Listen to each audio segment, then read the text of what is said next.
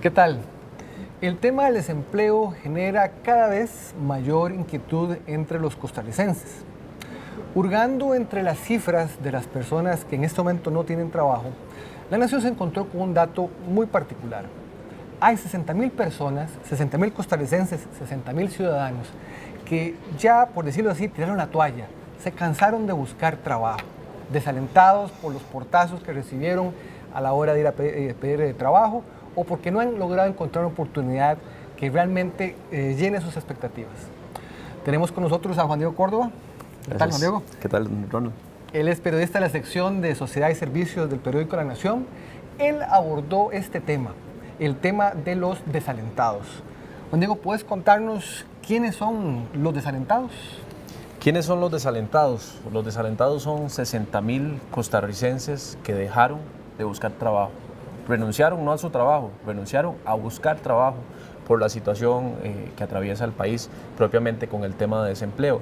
Esta población, como muchos pudieran ya pensar, estamos hablando de personas que no tienen secundaria, personas que solo tienen primaria, pero también hay un público importante de personas que incluso tienen hasta maestrías y se cansaron de buscar trabajo en su nicho laboral, producto, como usted lo decía, de los portazos que recibieron, de que van a ferias de empleo, de que envían currículums y no pues, reciben respuesta de los contratantes.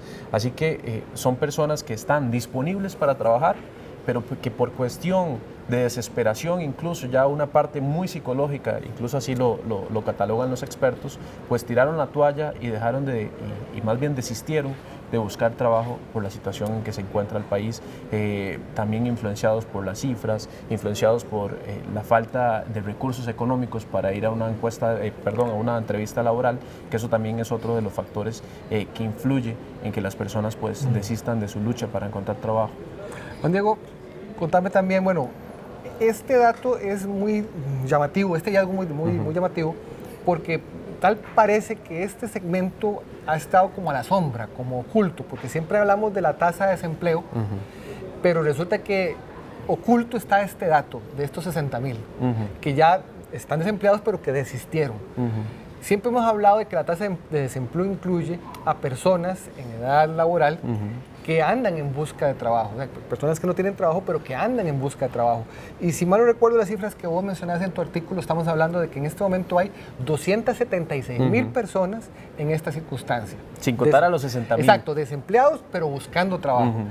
Y ahora nos encontramos con este otro dato de estas 60.000 personas que ya definitivamente no se cansaron de buscar, se desanimaron, se desalentaron. Vos enfocabas tu trabajo diciendo que si estas personas se contaran dentro de la tasa de desempleo, el desempleo incrementaría de un 11,3%. De un 11,3 a 13,4%. Estaríamos hablando que ya son los 60.000 más los 270.000. Eso se reconoce como la tasa. La tasa de desempleo ampliado. Así lo reconoce el Instituto Nacional de Estadística y Censos en la encuesta continua de empleo y también lo reconoce la Organización Internacional del Trabajo, la OIT, que reconoce este concepto de tasa de desempleo ampliado. Porque ¿cuál es la problemática de la tasa de desempleo?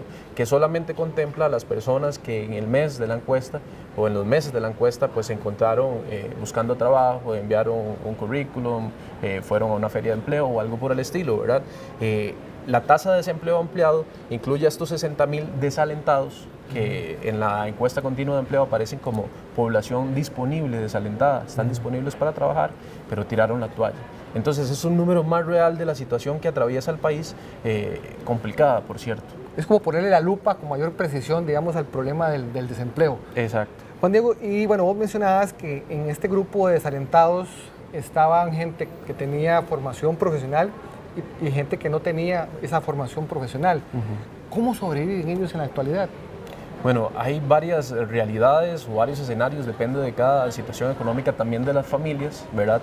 Pero parte de lo que nos decían los especialistas que entrevistamos en la nota que la pueden encontrar en nacion.com, pues es que existe el riesgo de que estas personas pues puedan cometer ilícitos para generar ingresos. lo cual se convierte en un social mucho más grave que el mismo desempleo, ¿verdad? Genera otras situaciones de vulnerabilidad en esas personas y en esas familias. En el mejor de los casos, reciben respaldo económico de la familia, de su pareja o incluso de personas externas, ¿verdad? Pero, ¿qué pasa si no tienen cómo generar recursos para mantenerse? Esa es la principal interrogante del desempleo en Costa Rica y propiamente con estas 60.000 personas que ya dejaron de buscar trabajo dada la situación de alto índice de desempleo en nuestro país, que parece que poco a poco, porque también vamos a realizar trabajos en ese sentido, poco a poco ya se ha desplazado también a personas profesionales, especialmente de ciertos nichos, lo podemos decir, periodistas, enfermeros, ¿verdad? Doctores también, que son carreras que si se llevan en la parte privada, en la parte pública también, pues genera una inversión y un gasto de recursos, incluso personas que estudian a través de un préstamo de CONAPE, por ejemplo. Entonces, hay una situación mucho más amplia que cifras, mucho más amplia que el desempleo, y por eso es que nosotros también queremos abrir nuestras redes sociales, y lo hemos hecho, para conocer los casos de personas desempleadas, porque son personas, ya dejan de ser números, son personas que atraviesan una situación muy diferente en un escenario económico también complicado, que esa es otra variable, ¿verdad? Así es. Bueno, y hablando de redes sociales, precisamente la publicación de este artículo generó incluso que surgiera un hashtag Yo Soy 60.000. O sea, ya gente identificada con la problemática. Y bueno, como parte de tu trabajo, Juan Diego, vos incluso captaste historias, relatos de algunas personas que en este momento no tienen empleo, y cuentan ellas sobre la situación de desesperación que viven al no poder llevar a su mesa, a la mesa de su familia, de su hogar, pues el sustento para poder subsistir. En este marco, Juan Diego, importante lo que vos mencionás, de cómo ir abordando el tema del desempleo.